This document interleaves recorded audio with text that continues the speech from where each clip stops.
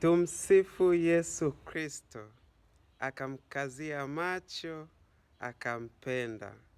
Tarehe 4, ndugu yangu, mwezi wa 8 ni kumbukumbu ya Mtakatifu Yohane Marie Vianney. Huyu alikuwa ni padre. Katika historia ya maisha yake hakuwa na akili sana, na mwanzoni akiwa na miaka 14 alitamani kuwa padre, lakini baba yake hakutaka kumsomesha na alitaka afanye kazi za shamba. Lakini basi kwa mapenzi ya Mungu katika mwaka akiwa na miaka 20 alipata fursa ya kupelekwa shuleni. Sasa akiwa shuleni alionekana hakuwa na akili.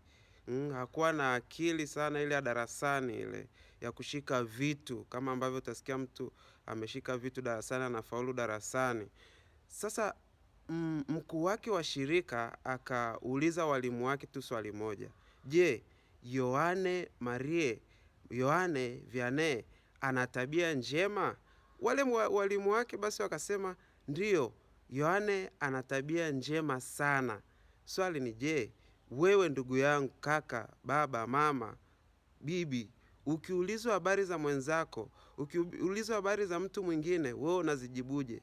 Unatoa habari gani kuhusu yeye? Pengine unajua ana tabia njema, lakini unaanza kumsema vibaya. Unamsema vibaya kwa wengine, japo unajua kwamba kuna tabia njema, kuna kitu chema ndani yake. Basi kwa mapenzi ya Mungu baadaye alikuwa padre, na katika upadre wake aliufanya kwa unyenyekevu mkubwa sana. Alisaidia watu wengi, hasa katika maungamo, kwenye kiti cha maungamo alisaidia wengi, na hata miujiza mingi alifanya. Alitangazwa kuwa mtakatifu na sasa ni msimamizi wa maparoko wote. Kwa hiyo kumbuke kuendelea kumwombea paroko wako, mtakie kila laheri paroko wako, padre yote mtakie kila laheri, umuombee. Kwa hiyo tafakari tunayopata hapa ndugu yangu ni kwamba usimkatie yeyote tamaa. Ni nani umemkatia tamaa? Jua kwamba kuna jema fulani ndani yake.